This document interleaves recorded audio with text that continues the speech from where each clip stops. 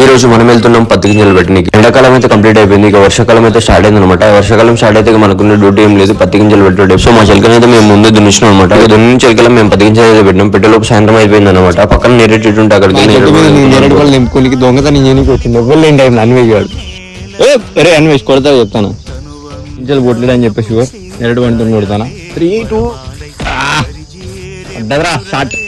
చెట్టు మాది కాదు బొక్క ఇక్కడ దాకా వెనక మళ్ళీ పిలుస్తాను. గ్యాంగ్ వేసుకొని వచ్చావు చిన్నగా లేనప్పుడు. అరే చూడు అన్వేష్, ఏ అన్వేష్ చెట్టు మాది కాదు రారా రే.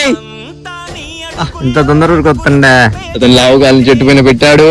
నీ కష్టం పగడు కూడా రావద్దు అన్వేష్. అయ్యో అయ్యో అరే